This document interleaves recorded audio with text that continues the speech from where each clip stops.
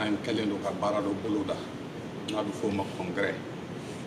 Alors aw welekun kɛra o ye pour que ka na ɲɛfɔ k'aw ye walasa aw bɛ se ka lase malidenw ani minnu bɛ Mali kɔ kan. Congrès in i bolo dalen don wagati 3 de kan.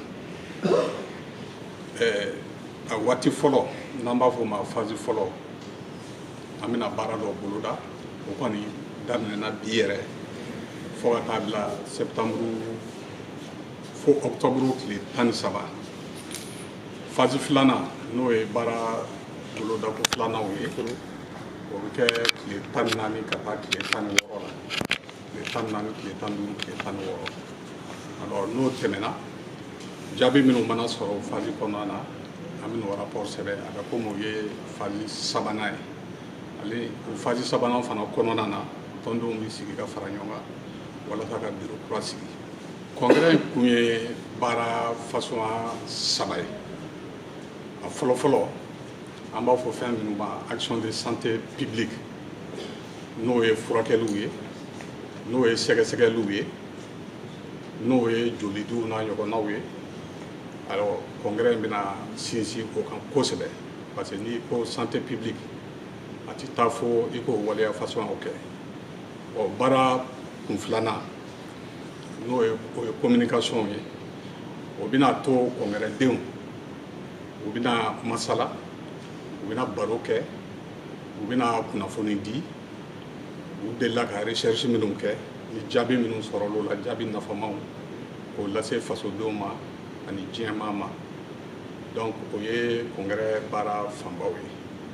Alors o senfɛ ale ni o kɛrɛfɛ fana communication façon wɛrɛw bɛ yen a bɛ se ka kɛ an ka wele bɛna se dɔw ma n'u bɛ baara façon dɔ kɛ u bɛ se ka taa congrès kɛnɛ kan u y'o baara min kɛ ka t'o sankɔrɔta pour que mɔgɔw ka se k'u dɔn.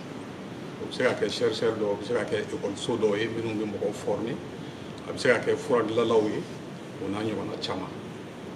Donc nin ye congrès baara la kumabaw ye. Santé publique yɛrɛ communication fanba bɛna kɛ mun kan.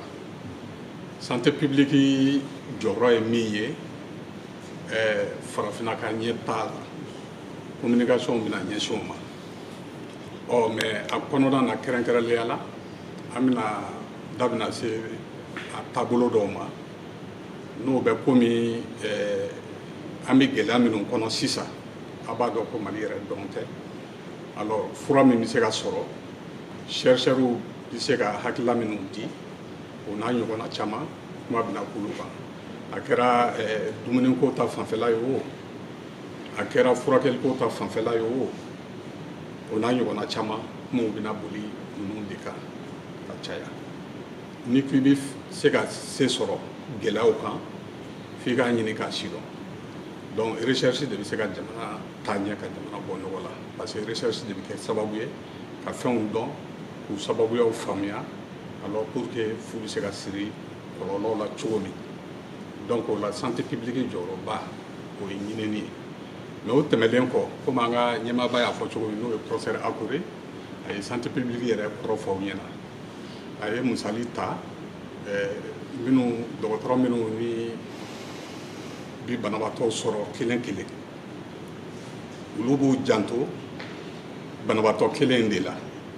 Mais santé publique ye foroba kɛnɛya de ka banaw kunbɛn ka taabolo dɔw don ba la ale ni ka mɔgɔw kunnafoniya o ye santé publique ye.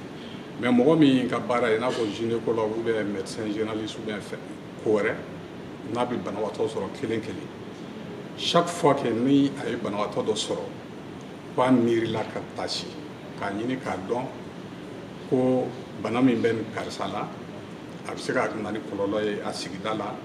Donc o kɔrɔ ye a tigi bɔra a ka clinique kɔnɔ ka kɛ santé publique ye.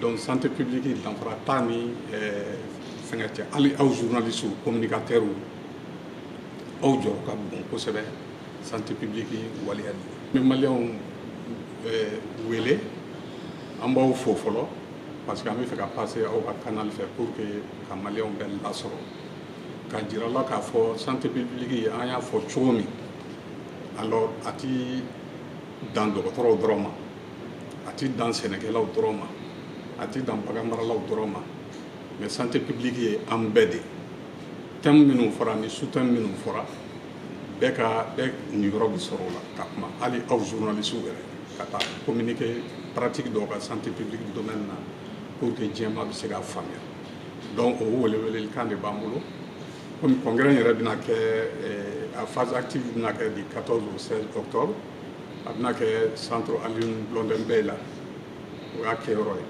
donc a ɲinilen don waati fɛ bɛɛ ka se yen nɔ mais yanni i bɛ se yen i bɛ se ka contact ta ni an ka société ye walasa ka a condition faamuya pour que ka se kɛnɛ kan en tout cas kɔni ka d'an ye mɔgɔw ka a kunnafoni sɔrɔ mɔgɔw ka participer ka caya a bɛ se ka dɔ fara an ka dɔnniyaw kan an'an ka faamuyaliw kan walasa an bɛ ko dɔw ye k'u to yen walasa an bɛ taabolo dɔw ta pour que faso bɛ se ka taa ɲɛ.